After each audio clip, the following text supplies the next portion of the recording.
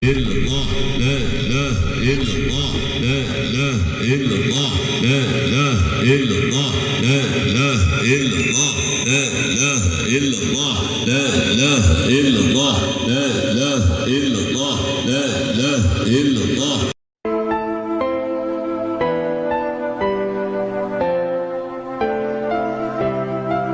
Assalamualaikum warahmatullahi wabarakatuh. Waalaikumsalam warahmatullahi wabarakatuh. Di Sayyidina wa Maulana Muhammad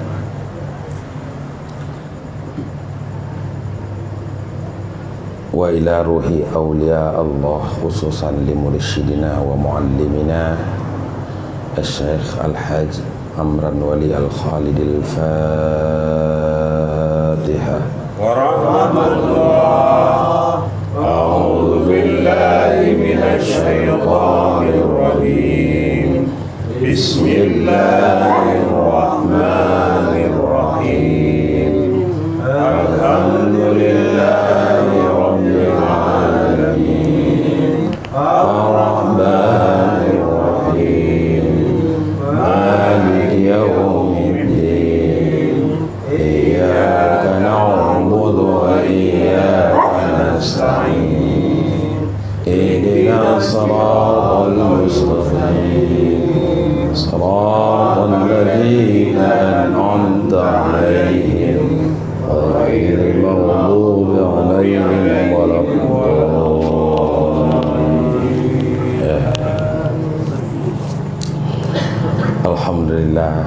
Alhamdulillahirabbil alamin wal 'aqibatu lil muttaqin wassalatu wassalamu ala sayyidil mursalin wa ala alihi wa sahbihi ajma'in.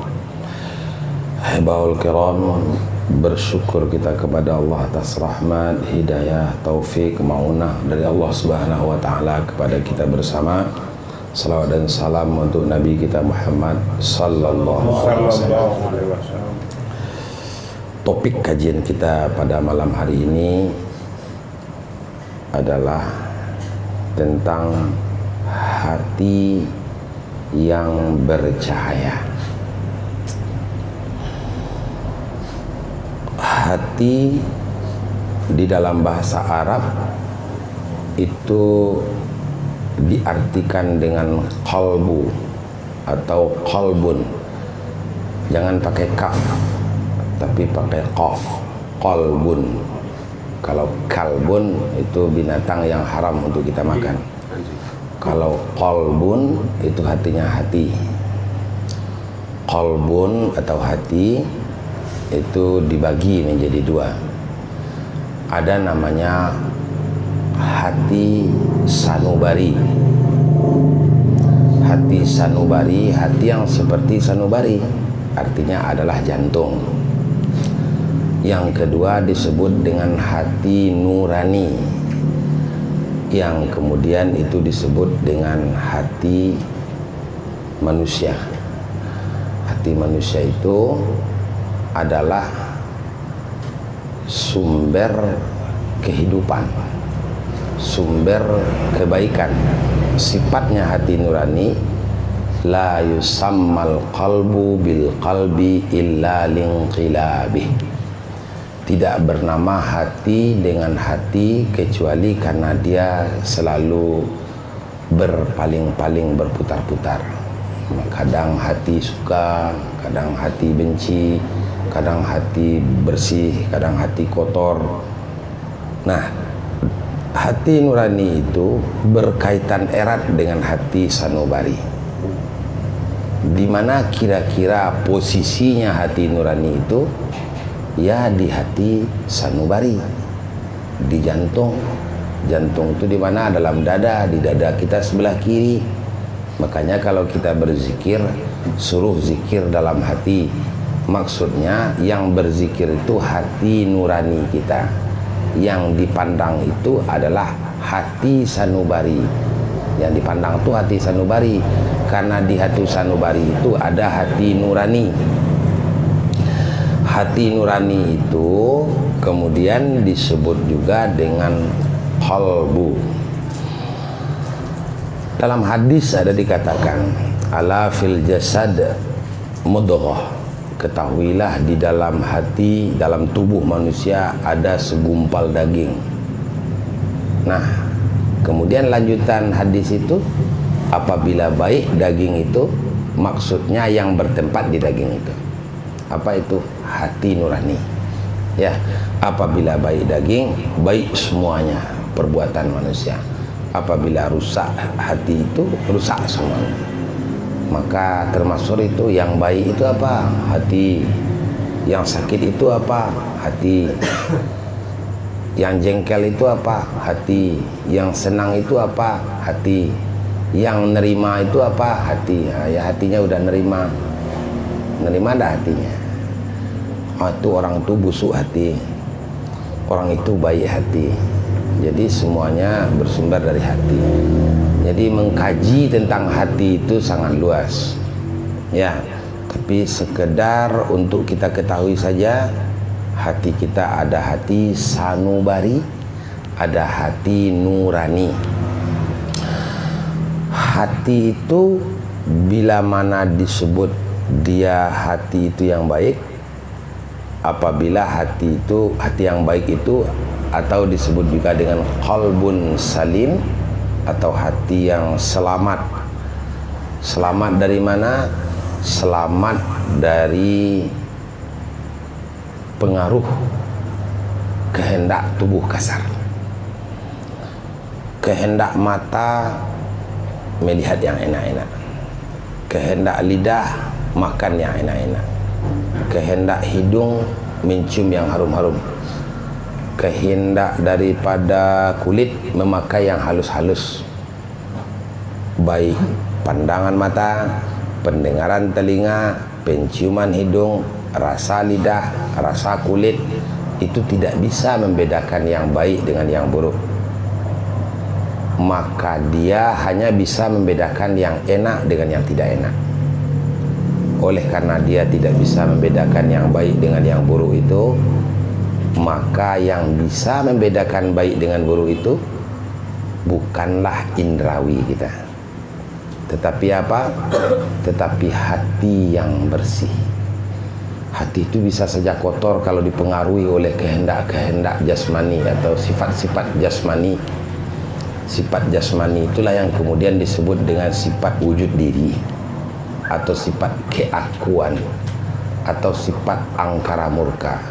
Maka hati sebelum dia dilatih, maka hati itu adalah sebenarnya hakikat diri kita.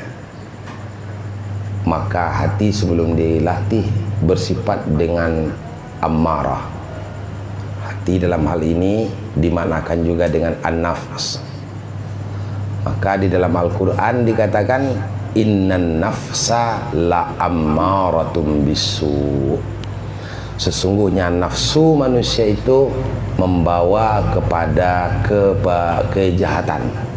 Tapi ada ayatnya, illa ma rahima rabbi, kecuali hati yang telah disayangi Allah.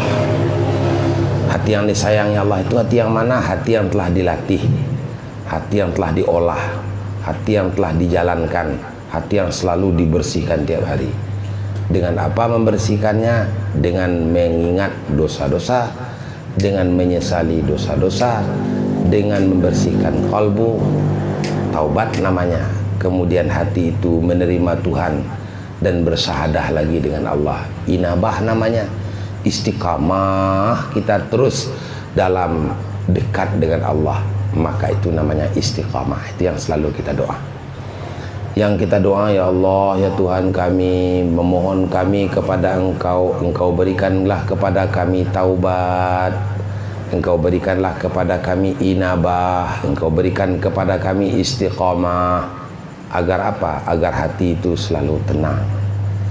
Bagaimana caranya? Nah, caranya itulah yang disebut kemudian dengan tarikatnya. Cara membersihkan hati itu gimana? Bagaimana tarikat membersihkan hati? Bagaimana tarikat mengembalikan hati kepada Allah? Caranya amalan hati disebut dengan amalan tarikat. Caranya dengan memperbanyak zikir, dengan memperbanyak dengan beristighfar, dengan bertaubat, dengan memperbanyak zikran kasira. Bila mana hati itu telah berzikir, maka lunturlah itu dosa-dosa hati, karat-karat hati, sebagaimana lunturnya daki di batang tubuh ketika kita sedang mandi dan digosok dengan sabun. Bersih hati itulah yang kemudian menimbulkan hati yang asli, yaitu bercahaya. Hati yang bercahaya itu kemudian hati itu diterima oleh Allah. Hati yang bercahaya itu disebut dengan apa? Dengan hati ahlul wilayah. Ahlul wilayah itu maksudnya hati wali-wali Allah. Kalau bertemu istilah ahlul wilayah, ahlul khusus, artinya hati para wali-wali Allah. Wali Allah itu tidak seperti kita. Kita kalau nampak salah orang, seperti tadi kita jengkel, sakit hati, ingin membalas, ingin melawan. Tapi jauh kita dari wali Allah. Ingin kita menuahkan diri, ingin kita membanggakan diri. Itulah hati kita yang harus jujur kita katakan. Hati kita itu jauh dari cahaya. Karena kurang zikir inilah susah kita menerima perlakuan buruk orang kepada kita, perendahan orang kepada kita, karena hati kita kurang bersih. Apa yang difatwa guru kita? Apa kata guru kita? Kalian semuanya wajib tahan disakiti, tahan pula tidak menyakiti. Disakiti, dizalimi, dihina, dipojokkan, dikondisikan bagaimana? Tahan. Dan tahan pula tidak menyakiti, tidak membalas dengan cara menyakiti. Nah, inilah yang disebut dengan hati yang bersih. Untuk mendapatkan ahlul wilayah atau makam kewalian yang hatinya bercahaya dan ditandai kewalian itu, allazina iza ru'u zukirallah. Orang kalau dilihat orang itu yang nampak beraninya, yang nampak garangnya, yang nampak pintarnya, yang nampak hartanya, yang nampak kegagahannya, yang nampak selain Allah, maka orang itu tidak wali Allah. Tapi ciri-ciri utama dari wali Allah, allazina iza ru'u zukirallah. Kalau kita pandang wajahnya, sejuk hati kita, tenang batin kita, ya. Itu wali Allah. Nah, bila mana kita dalam keadaan kotor hati, obatnya kata Nabi, kun ma'allah. Wa illam takun ma'allah kun ma'aman kana ma'allah. Adalah kamu beserta Allah, hati kamu akan terang, bercahaya. Tidak bisa saya berada beserta Allah. Kun ma'aman kana ma'allah. Adalah hatimu selalu terpaut dengan orang yang orang itu beserta Allah. Itu hakikat rabita. Kalau tak bisa kita langsung kepada Allah lantaran kotornya hati ini, pandang aja wajah guru kita, wajah orang soleh itu maksudnya, ya. Maka kalau kita bersama dengan orang soleh, menebarlah kesolehannya kepada kita, terpengaruhlah kita dengan kesolehannya, terwarnailah kita dengan kesalehannya. Inilah yang disebut dengan makna apa yang disampaikan dalam makalah ini, di mana kerohaniannya senantiasa bersama Allah. Nah, kalau tidak bisa bersama Allah, gimana ahlul wilayah ini? Dia itu bersama dengan orang yang bersama Allah. Siapa yang bersama dengan Allah? Ya orang soleh. Siapa yang soleh yang kita percaya sebagai pewaris Nabi? Ya ulama. Siapa ulamanya? Ulama ahlul kasyaf wal wijdan. ahlul kasyaf. Ahlul kasyaf itu orang yang kasyaf, terbuka hijab, orang yang bisa berkoneksi dengan Tuhan, dengan Allah. Ada orang tidak berkoneksi dengan Tuhan, jauh dari Allah, tapi orang patuh juga sama dia. Itu apa itu? Tanda sihir yang dilakukan. Tapi ahlul kasyaf wal wijidan tidak pernah membaca-baca doa, tidak pernah mengamal-amalkan doa-doa yang diajarkan dukun atau diajarkan jampi dan jampa, tak pernah memakai obat, jimat, segala macam. Dia hanya berzikir kepada Allah, tapi orang senang melihatnya, menandakan dia itu adalah wali Allah. Dia dekat dengan Allah. Dekat dengan Allah ini akan membuat hati kita juga bercahaya. Makanya dikatakan awal dekat dengan Allah, dekat dengan Rasulullah. Awal dekat dengan Rasulullah, dekat dengan wali Allah. Wali Allah itu siapa? Ahlul wilayah, ahlul khusus, atau wali. Itu ahlul wilayah itu maksudnya wali itu. Jadi bagaimana kita bisa menembus, bagaimana merasakan Allah sehingga tak ada terasa wujud kita, yang ada hanyalah wujud Allah? Setelah kita melalui proses yang panjang. Yang pertama riyadhah. Apa riyadhah? Riyadhah kita itu adalah dengan melazimkan zikrullah katsiran, zikir yang tak ada putus dalam satu hari 24 jam, ya.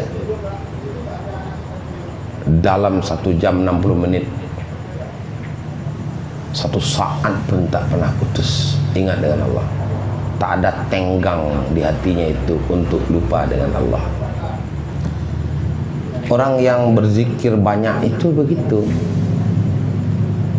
Nah, zikir yang bagaimana yang bisa dibaca, yang dilakukan 24 jam tanpa putus, walaupun dia tidur, walaupun dia di WC, walaupun dia di kota, walaupun dia di pasar, walaupun dia di rumah, walaupun dia di halaman, walaupun dia di jalan.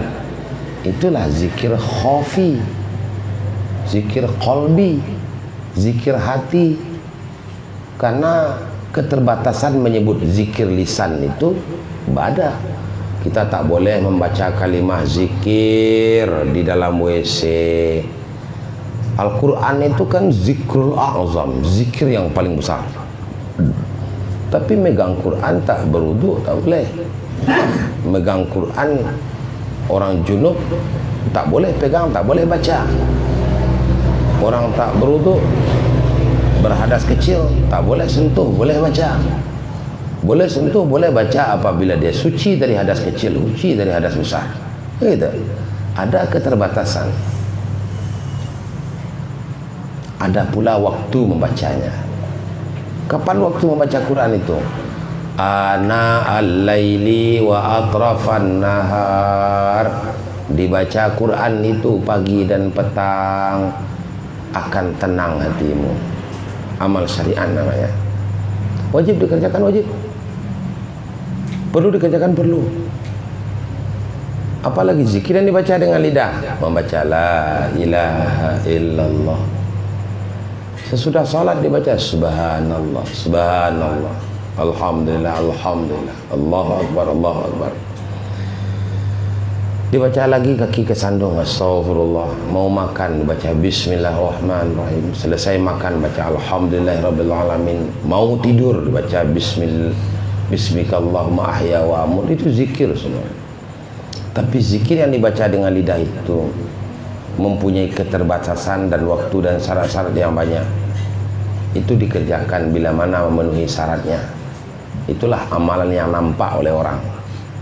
Itu namanya amalan untuk mengimarahkan agama, amalan untuk membesarkan Islam. Makanya seorang wali Allah yang telah diijazah oleh gurunya menyampaikan tariqah umpamanya, diperintah oleh gurunya, walzimu ala jamaah, lazimi oleh kamu salat berjamaah. Kenapa begitu? Agar tahu orang beragama itu indah, tenang, damai. Karena dengan banyak membaca subhanallah walhamdulillah wa la ilaha illallah wallahu akbar wa la haula wa la quwwata illa billahil aliyyil azim. Sejuk hati kita. Baca kita dengan irama yang syahdu, dengan bacaan yang tepat, dengan syarat-syarat membaca yang sempurna. La ilaha illallah, la ilaha illallah, la ilaha illallah, la ilaha illallah, la ilaha illallah. Tenang hati. Zikir pagi dan petang dibaca, coba subhanallah, apa tuh? Subhanallahil azim, subhanallah wa bihamdihi, subhanallahil azim, subhanallah wa bihamdihi, subhanallah wa bihamdihi, subhanallahil azim, subhanallah wa bihamdihi, subhanallahil azim. Ada waktu-waktunya membaca agar teduh batin. Karena makanan tubuh yang kasar adalah tubuh yang kasar juga. Badan kita ini makanannya nasi, lauk pauk. Tubuh yang kasar kehendak daripada badan ini beramal syariat juga. Makanya amalan syariat itu membawa kepada tunduknya batin hati kita. Hati yang tenang itu adalah yang beramal dengan amalan syariat secara sempurna, solatnya secara sempurna, zakatnya dibayarkan, puasanya dikerjakan, hajinya dikerjakan, tenang, adem dia dalam beribadah, semakin hari semakin khusyuk dia beribadah, semakin tidak meminta dia kepada selain Allah, hanya dia minta kepada Allah saja. Kenapa begitu tuh? Karena bukan sekedar amalan batin zahir aja yang dikerjakan, tapi ada batinnya yang bergerak. Yang dia bergerak batin itu sudah bergerak sendirinya tanpa dipaksa-paksa. Sudah nyebut Allah, Allah saja hatinya dengan sendirinya. Itu yang namanya dipandang kalimah Allah, bergerak dia sendirinya. P. Widodo. Ya, dipandang kalimah Allah, bergerak dengan sendirinya. Bukan digerak-gerakkan lagi, udah bergerak sendirinya. Kita ngikutin aja. Makanya tasbih diputar, hatinya sudah bergerak menyebut Allah. Maka terasalah itu zikir itu kepada rambut yang selembar sampai kepada darah yang setetes. Terasalah apa yang ada ini milik Allah semuanya. Baik tubuh yang kasar yang berasal dari 4 anasir ini. Daging, tulang, urat, darah yang ada pada kita, semuanya adalah berasal daripada angin, api, air dan tanah. Al-insan min Adam, Adam min turab. Manusia berasal dari Adam, Adam berasal dari tanah. Bahwa seluruh apa yang ada asalnya daripada Nur Muhammad, cahaya semata-mata. Nur Muhammad itu adalah nur yang nur Allah, ya. Allah ambil selingkahan bercahaya. Maka kembali orang kepada Allah, yang dimaksud dengan kembali kepada Allah itu bagaimana? Orang yang kembali kepada Allah adalah orang-orang yang tidak mengingat selain Allah. Yang dia ingat hanya Allah. Yang tidak jatuh sehingga dia hancur. Hancur itu maksudnya tidak terasa lagi sama dia. Hidup bertubuh kasar. Itu yang dikatakan hancur. Yang hancur itu dia berzikir, tidak ada kebayang yang lain-lain lagi. Itu awal fana kepada Allah. Kalau udah fana seperti itu hancur, timbullah mahabbah, rasa cinta yang sangat mendalam dengan Allah. Sehingga itulah yang berpengaruh kepada diri kita. Tidak ada bagi kita tidak ikhlas lagi dalam memberi. Tidak ada bagi kita tidak menerima lagi kalau dizalimi. Secara syariat kita disuruh memelihara diri. Kenapa dipelihara diri? Karena suruhan Allah saja. Jadi kita membela diri, mengikuti suruhan Allah. Kita gambarkan sedikit orang menghormati orang tua. Ada orang menghormati bapak dan maknya karena bapak maknya berjasa kepadanya. Bapak dan maknya sayang kepadanya, makanya dia sayang kepada bapak dan maknya. Teringat jasa baik bapak dan mak, baiklah dia. Itulah naluri yang diberikan Allah kepada seorang anak. Tapi orang yang pada makam yang tinggi, dia berbuat baik kepada bapak dan maknya karena dia yakin berbuat baik kepada bapak dan mak itu suruhan Allah. Wa qadara rabbuka alla ta'budu illa iyyahu wa bil walidaini ihsana, kata Allah. Allah memerintahkan, Tuhanmu memerintahkan agar kamu jangan memperserikatkan Allah dengan sesuatu pun. Perintah Allah yang kedua, dengan ayah dan ibu kamu berbuat baik. Kenapa dia berbuat baik kepada ayah ibu? Karena suruhan Allah. Terasa itu sebagai talinya dengan Allah. Nah, kuat tali dengan Allah itu yang disebut dengan faqadistamsaka bil urwatil wusqa lam fisama fihlah. Jadi dia itu berpegang kepada tali yang takkan putus, yang erat. Orang yang berpegang kepada tali yang takkan putus itu berpegang kemana? Berpegang kepada Allah, bersandar kepada Allah. Ada orang bersandar kepada amal, ada orang bersandar kepada makhluk. Nah, itu rendah betul. Ada orang bersandar kepada amal, belum. Tapi dia bersandar kepada Allah. Untuk melindungi dirinya, dicarinya bodyguard. Untuk melindungi dirinya, dia cari pengawal. Kemana pergi dia bawa pengawal. Ya, dibayar tuh pengawal. Nah, itu menyandarkan diri. Untuk melindungi diri dia minta orang lain. Ada enggak orang berpegang bersandar kepada amal untuk masuk ke dalam surga? Dia yakin betul bahwa hanyalah dengan amal soleh saja dia bisa masuk surga. Sehingga ketika dia berbuat salah, putus harapannya dia akan bisa masuk surga. Ya, itu namanya orang bersandar kepada amalan. Kalau dia banyak ibadah, pede dia. Kalau sedikit ibadahnya atau terlompat dia melakukan kesalahan, bukan malah dia mohon ampun kepada Allah, tapi putus harapannya kepada Allah. Tapi ada orang berpegang i'timad ilallah, berpegang kepada Allah saja. Ya sudah, yang berlalu biar berlalu. Gimana lagi? Kita tak bisa kembali kepada yang berlalu. Kita sekarang udah taubat kepada Allah. Dulu memang saya minuman mabuk, dulu saya memang tukang maling, dulu saya memang tukang garong orang, dulu saya membunuh, memukul orang.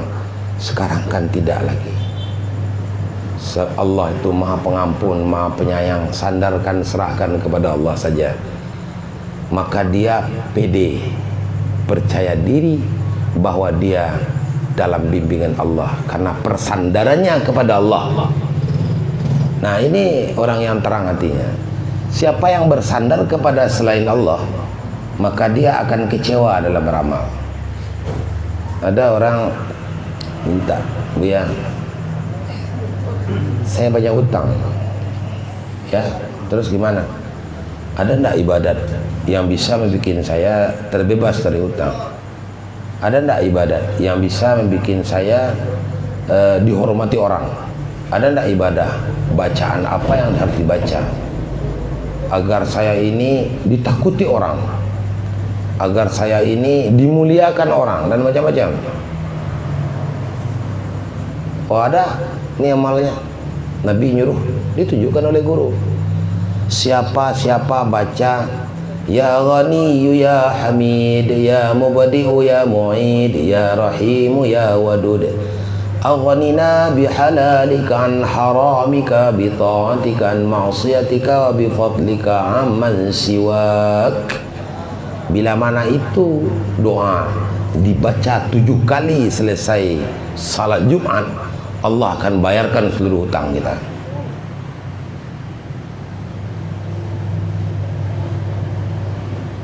Dia mendengar itu, dia yakin sekali.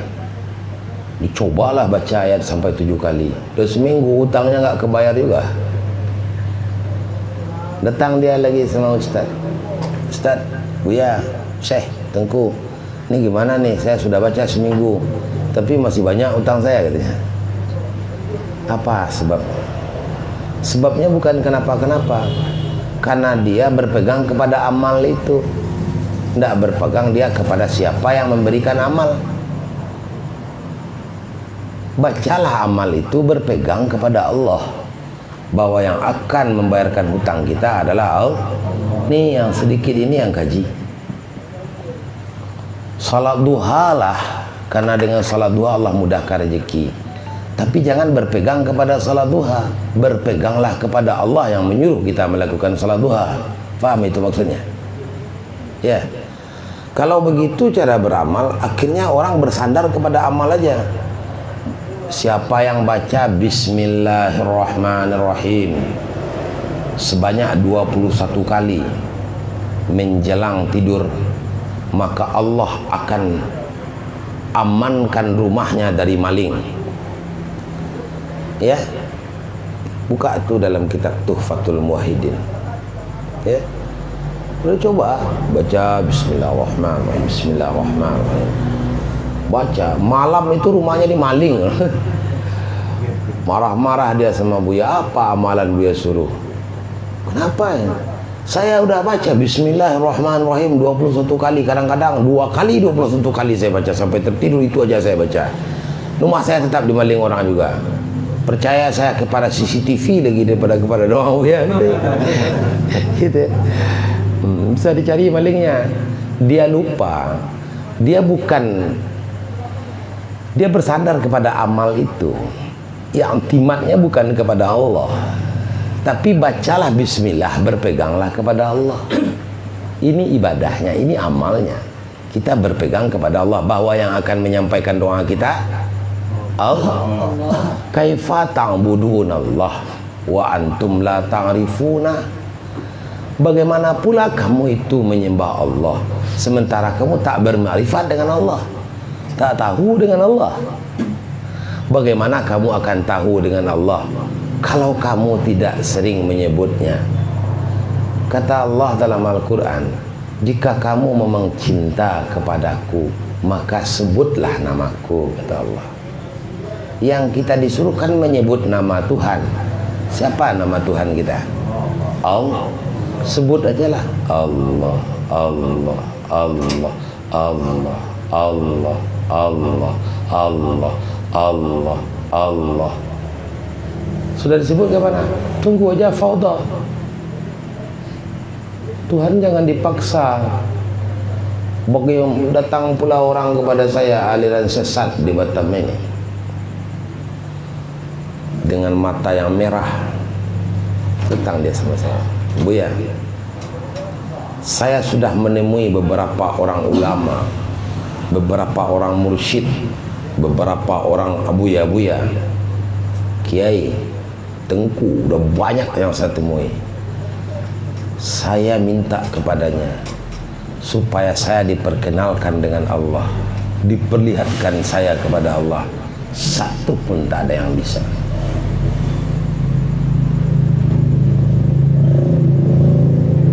Jadi saya tanya sama dia, jadi abang ini maunya apa? Saya bilang, saya maunya saya bisa merasakan Allah itu ada, saya bisa tahu dengan Allah.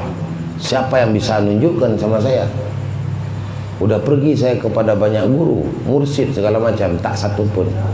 Hanya dia menunjukkan caranya saja, tapi tak bisa memberikan rasa kepada saya. Jadi gimana lagi? Jadi saya tak percaya sampai sekarang bahwa Tuhan itu ada.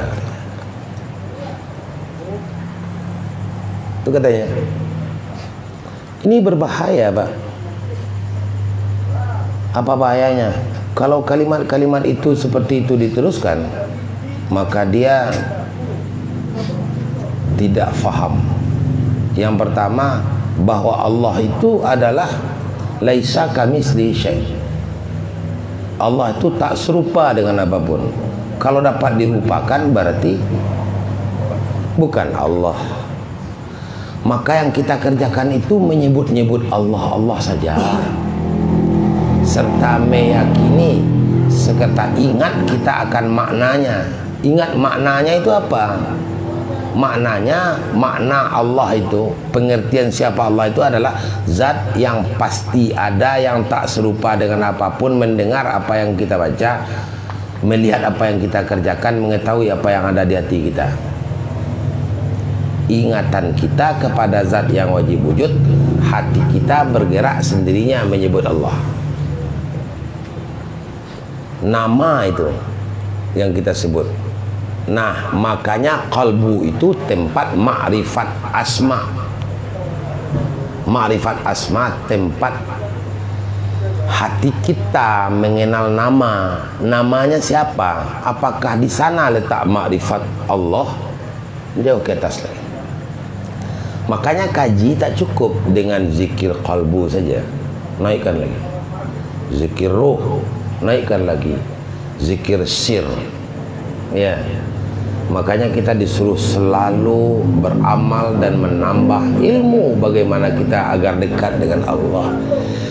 Jangan diminta kepada sisiak kalimbe. Ya. Ikan lele itu ada sisinya enggak? Ada. Jangan minta tanduk kepada kuda. Ada tanduk kuda. Jangan minta kaki kepada ular. Pernah Bapak melihat ular pakai kaki? Dah ada dalam filem adanya ular naga pakai kaki. Tapi ada tak bertemu sama kita ular berkaki, tanduk berkuda? Diminta sisik kepada lele, ikan limbek bahasa Padangnya. Tidak. Jangan. Jadi jangan minta kepada guru agar guru memperkenalkan Allah kepada kita. Nih, enggak. Tapi yang diminta kepada guru adalah bagaimana saya bisa kenal dengan Allah. Tempuh jalan ini. Menempuh jalan itu yang namanya bertarikat, yang namanya bersuluk. Guru menyuruh kita bersuluk agar kita sampai kepada Allah. Mau kita paksa guru meratakan rasa. Jangankan gitu. Kalau bisa lah seperti itu, tentu Nabi Muhammad bisa meletakkan rasa kepada pamannya Abu Talib, sehingga beriman Abu Talib kepada Allah, mengucapkan akan kalimat syahadah, syahadu la ilaha illallah wa syahadu anna Muhammad Rasulullah. Kurang dekat apa Rasulullah itu kepada Allah? Kurang dekat apa itu Sayyidina Nabi kita, Nabi Nuh? Kenapa tak bisa diletakkan rasa bertuhan itu oleh beliau kepada hati anaknya? Yang meletakkan rasa bertuhan ke dalam hati kita Allah. Kapan? Ketika kita melalui jalan itu, kita tunggu faudha Allah. Inilah yang disebut dengan tauhidnya orang sufi. Tuhan itu terasa ketika kita telah mendapat faudha dari Allah, limpahan kurnia dari Allah, setetes nur ma'rifat. Jadi mengenal Tuhan itu dua, itulah caranya. Kalau orang mengenal Tuhan dengan ilmu kalam, dipelajari sifat 20, ya letak imannya di kepalanya ini. Ditanya orang dapat dia dalil, ada Tuhan, ada. Apa buktinya? Cuma ada alam. Tak mungkin alam ada kecuali ada Allah. Sempurna ilmunya, hanya dalam ilmu aja, tapi dalam rasa tidak. Ya tak? Dia tak pernah merasa dan tak pernah melihat bagaimana merasakan bertuhan itu. Ilmu tentang merasakan tempuh jalan. Menempuh jalan itu bertarikat namanya. Allah berikan rasa kepada kita. Allah tak akan memberikan rasa kepada kita secara hukum adat kalau kita tak menempuh jalannya. Tarjun najata walam tasluk masa likaha inna safi natala tajri alal yabisi. Engkau ingin menang, tapi engkau tidak menempuh jalan kemenangan. Sesungguhnya sampan tak akan berlayar di daratan. Sampan itu berlayarnya di lautan. Ma'rifat didapatkan oleh orang yang mau bersuluk. Itu baru timbul rasa cinta dan kasih. Ada orang tasawuf, ada mutasawuf. Apa bedanya? Ada orang tasawuf selalu membersihkan hati dan berusaha membersihkan hati dan mendekatkan hati kepada Allah supaya Allah perkenalkan zat Allah kepadanya. Ya, Allah berikan rasa itu melalui Rizal. Baru datang di Batam, disuruhlah dia, ini baru 2 hari dia di Batam. Duluan dia 2 hari dari saya tahun atau 12 tahun udah hafal dia kemana-mana jalan sini. Maka orang yang lebih dulu sampai itulah yang jadi guru. Itu dah. Nah, orang yang lalu sampai itu dihormati, dihargai, karena dia yang akan menunjukkan kita jalan menuju Allah. Itulah guru. Nah, itu. Jadi bila mana hati itu bercahaya setelah mengalami zikir kemudian fana dan ada mahabbah, disebutlah hati itu bercahaya. Orang wali namanya. Itulah orang yang ucapannya benar-benar tasawuf. Apa itu? Bersih, luar dalam sama. Masuk kamar, keluar kamar. Tasawuf di mana ente? Gitu. Namanya mutasawuf, pura-pura tasawuf. Apa namanya?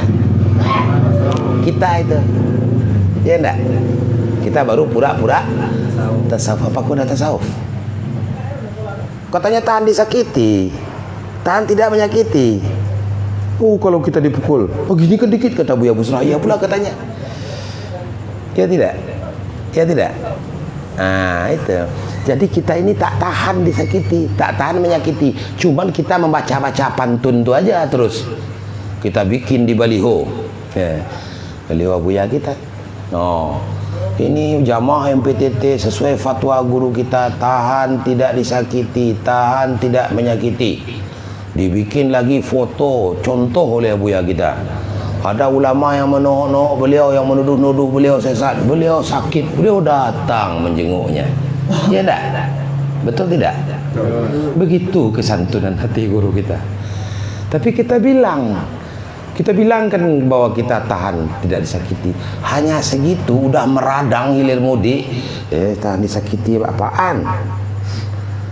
Udah berdatang pula menyakiti itu, menteror-teror orang. Nah, ini yang tak benar. Ya, yeah, I'm so sorry. Itu sifat siapa? Sifat kita. Sifat siapa itu? Sifat Busra. Sifat itu sifat Tengku Ustaz Ibn Rizal bro. Ya kan? Kita itu belum sifat wali kita. Jauh kita dari wali Allah. Maka kita kerja sok-sok saleh. Namanya min saleh-salehkan diri. Sudahkah saleh kita? Mana ada ikut-ikut, pegang-pegang tasbih. Orang lagi ngomong, kita pegang-pegang tasbih. Allah, Allah, Allah. Balik-balik ke orang, terbuang tu tasbih. Betul apa betul? Katakan saja yang sebenarnya, jangan ada dusta di antara kita. Ya dah?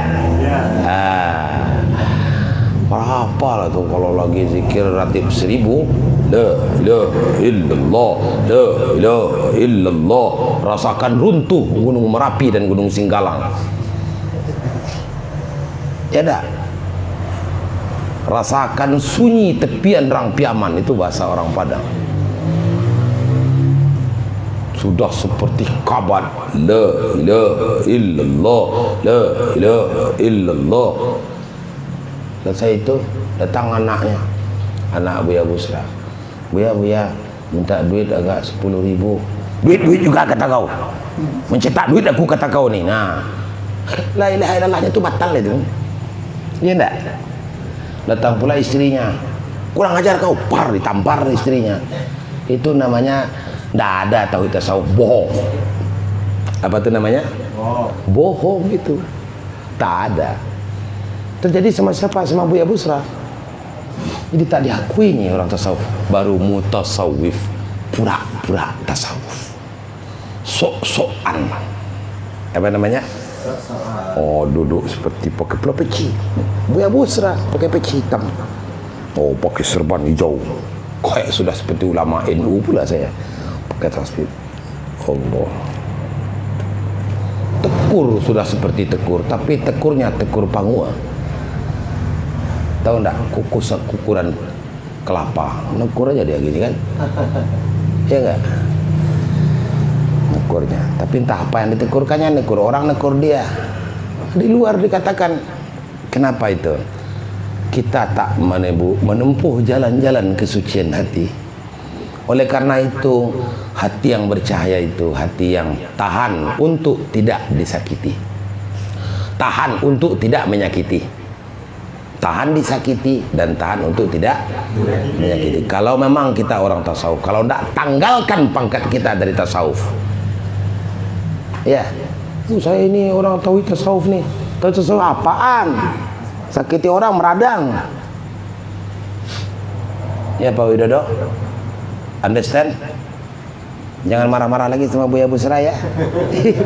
Contoh, ini Buya Busra bilang, nih Pak Widodo kenapa badannya kecil, Buya Busra kenapa badannya besar? Langsung Pak Widodo marah sama saya. Ini ciptaan Allah. Jangan marah dulu. Yang mengatakan itu tidak ciptaan Allah siapa? Gitu contohnya ya. Gimana Pak Basuki, paham? Ya. Kalau kita sudah paham, sudah selesai kaji itu. Ya. Jadi bagaimana caranya? Karena kita tidak mungkin menempuh jalan, ya, tanpa ada pembimbing, maka keluarlah hadis. Kun ma'allah, harus hafal nih kita semuanya. Kun ma'allah, wa in lam takun ma'allah, kun ma'aman kana ma'allah. Hadis. Adalah kamu selalu beserta dengan Allah. Kalau tidak bisa kamu beserta Allah, adalah kamu beserta dengan orang yang beserta Allah. Rabitah berkuat. Apa? Jangan dibilang tak kuat rabitah. Walaqad hammat bihi wa hamma biha. Ketika Yusuf hatinya sudah cenderung kepada Zulaikha, Zulaikha sudah cenderung hatinya kepada Yusuf. Sama-sama sudah cenderung. Nabi Yusuf lihat Zulaikha yang cantik itu, udah goyang ampernya. Zulaikha udah goyang ampernya. Oh, lelet lagi, nggak bisa lagi nih, kacau. Tapi terbayang olehnya wajah ayahnya. Siapa ayah dari Nabi Yusuf? Nabi. Terbayang wajah ayahnya. Langsung dia lari. Zulaikha tak ada yang terbayang olehnya karena dia tak pakai rabitah, tarikatnya bukan Naqsabandi. Dikejar Nabi Yusuf, robek baju Yusuf di belakang. Bagus enggak berabitah? Bagus enggak? Hadirnya guru di hati kita itu adalah awal kebaikan untuk kita. Kita hadir dunia kepada kita tidak kita perdebatkan. Waktu sholat, waktu ini, nggak kita perdebatkan. Menghadirkan ruhania guru aja kita perdebatkan itu. Jangan dijadikan guru sebagai sembahan. Yang nyembah guru siapa? Yang kita sembah siapa? Allah. Agar ingat kita kepada Allah, makanya kita ingat kepada guru. Paham enggak? Kalau enggak ngerti berarti bodoh, otak tak jalan. Nggak marah saya tuh kalau masalah itu. Tak ngecus tuh namanya ya. Ada orang membatal-batalkan rabitah berarti dia tak paham, tak jalan akalnya. Maaf ya. Nah, inilah yang disebut dengan orang yang sampai kepada makam ahlul wilayah atau ahlul khusus ya. Maka orang-orang yang hatinya bercahaya dengan makrifat kepada Allah, inilah orang yang ditunjuki kepada jalan yang lurus. Apa itu siratim mustaqim? Jalan yang lurus. Dinul haq. Apa itu dinul haq? Dinullah. Apa itu dinullah? Jalan kepada Allah. Orang yang tak percaya hatinya sulit menerima yang benar. Ingat, ketika kita sulit hati kita menerima yang benar, artinya hati kita berada pada tidak ada cahaya pada hati kita. Bengkak aja hati kita. Datang ustaz ni kasih pengajian, ada aja cacinya bagi kita. Datang tengku ni kasih pengajian, ada aja cacinya. Datang ustaz ini, ada aja masalah. Sebetulnya bukan ustaz itu yang bermasalah, hatinya sedang bermasalah. Ya enggak?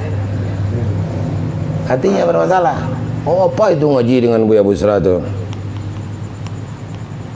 Kulitnya hitam. Sampai kulit orang jadi hitung ngaji itu. Apa itu? Saya lihat itu hidungnya bengkok. Hidungnya apa ini? Hidungnya apa tuh? Pesek.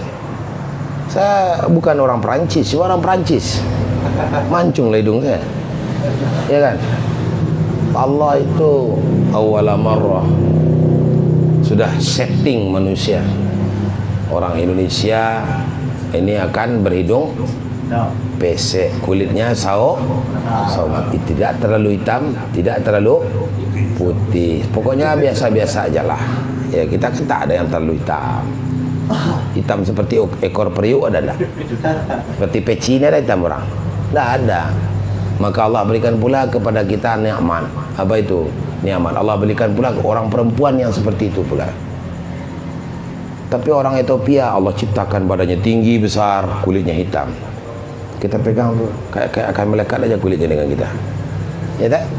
Diberikan pula perempuan di sana. Miss Universe di Afrika diperkosa oleh orang. Kenapa? Yang perkosa orang Ethiopia.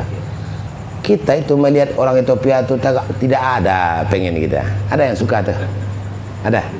Tak ada orang Indonesia. Bukan kita menghina. Begitulah Allah mindset. Allah ciptakan orang Ethiopia, Allah ciptakan pula rasa cinta orang Ethiopia kepada orang Ethiopia. Ya enggak? Allah ciptakan orang Indonesia begitu pula. Begitulah maha agungnya Allah, maha alimnya Allah, maha lihainya Allah, maha arifnya Allah. Allah ciptakan sesuatu itu hidup berpasang-pasangan. Maka yang belum dapat pasangan selalulah mohon kepada Allah, ya Allah cepat-cepatkan pasangan. Amin. Amin ya rabbal. Pasti ada pasangan. Ya. Kuncinya apa? Berzikir, fana, cinta kepada Allah. Ya. Jadi mereka yang hatinya bercahaya itulah kita menempuh cahaya yang dapat mengatasi gelombang-gelombang kehidupan. Gelombang kehidupan ini banyak yang akan menenggelamkan orang-orang yang berada di dalamnya. Kita itu akan binasa karena tak sabar kita. Saya katakan kalimat serius. Kata Allah dalam Al-Quran, dibaca sebelum tawajuh. Ya ayyuhallazina amanu sabiru wa sabiru wa rabitu wattaqullaha la'allakum tuflihun. Pasti orang yang empat ini akan menang dalam melakukan urusan dunia, urusan akhirat, urusan dengan Allah, urusan dengan ma'rifat. Yang pertama orang sabar. Duduk tawaruk belah kiri. Aduh, gini. Aduh, sakit. Pindah lagi sini. Putar lagi sini. Putar lagi sini. Akhirnya ngunjur aja lagi kan. Betul? Sabar tak ada, makanya tak menang. Wasabiru, kalahkan kesabaran setan mengganggu kita. Setan tu paling hebat Pak Widodo. Ya. Buya Busra, janganlah kamu datang ke masjid. Enggak, saya mau datang. Disuruh betul, cepat-cepatlah datang Buya. Kenapa? Supaya nampak oleh orang kampung Buya yang pertama masuk masjid. Udah masuk tuh. Udah mulai salat. Allahu Akbar. Tunggulah salat dulu. Waktu masih panjang. Oh, ini waktu sudah masuk, saya tak mau begitu. Salat di awal waktu itu lebih baik. Oh, bagus. Allah. ganggu lagi setan. Tidak begitu kata setan lagi. Ini mantapkan betul lah takbirmu, Allahu Akbar, biar nampak. Oh enggak, saya enggak mau nampak. Bersalat kita. Apa katanya? Kamu cepat salat dikit, agar bisa nanti selesai salat kamu salat sunat lagi. Bisa pula kamu baca Quran. Oh, buru-buru orang salat. Buru-buru tak boleh juga. Oh, kita lawan lagi. Udah pelan-pelan. Oh, mantapkan betul lah salat ini. Terakhir dia tuh, kenapa? Kalau kamu udah mantap salat, tidak perlu kamu ria kepada orang. Percayalah bahwa yang akan menyampaikan kepada orang bahwa kamu orang saleh itu ya Allah juga lah yang akan menyampaikan. Pintar tidak malaikat setan? Sabar dia merayu kita. Caranya. Tidak tahan pula kita dengan itu. Saya tak perlu disampai-sampai kemana. Saya hanya dengan Allah. Terakhir dibilangnya, Buya Busra, kamu lupa. Setiap hari kamu ngaji, kamu katakan makna Al-Quran itu terkumpul kepada Fatihah, Fatihah terkumpul kepada Bismillah, Bismillah terkumpul kepada Baba, maknanya bikana makana biyakunu mayakunu. Dengan tersebab Allah telah ada apa yang telah ada, sedang ada apa yang sedang ada, akan ada apa yang akan ada. Baik yang telah ada, sedang ada, akan ada, itu semuanya adalah atas takdir Allah. Kalau orang sudah ditakdirkan Allah akan masuk surga, tidak akan bisa mampu seorang pun yang masukkan dia ke dalam neraka. Orang yang sudah Allah takdirkan akan masuk surga, neraka, tak ada seorang pun yang bisa masukkan surga. Maka oleh karena itu kamu ibadah ini sia-sia aja, karena Allah sudah pastikan kalau akan masuk surga, tak beribadah pun akan masuk surga kita katanya. Itulah lihainya setan merayu kita. Itu sabar banget dia tuh menggangguin kita tuh, ya enggak? Gangguin itu dari rumah kita berangkat tadi sampai duduk sekarang ini dirayu kita nih, Pak. Berapalah hati bapak-bapak, lama betul lah Buya Busra nih ngaji kita, mau zikir lagi nih. Ada yang begitu? Ngaku aja lah. Lama betul lah Buya ini ngaji kita, mau zikir ritib saribe nih katanya. Gangguan setan. Ya enggak? Oh enggak. Wah, dengarlah kajian Buya tuh. Insya Allah kamu akan keramat. Ada aja lah itu gangguannya. Yang kedua, yang pertama kitanya yang sabar, yang kedua kalahkan kesabaran setan mengganggu kita ya. Yang ketiga, rabitu, kuatkan rabitah. Menang tuh kalau kuat rabitahnya. Yang keempat, bertakwa kepada Allah. Letakkan rasa khauf dalam hati kepada Allah. La'allakum tuflihun, kamu pasti menang. Mudah-mudahan ada berkah, ada manfaatnya. Billahi taufik. Assalamualaikum warahmatullahi wabarakatuh. Waalaikumsalam warahmatullahi wabarakatuh.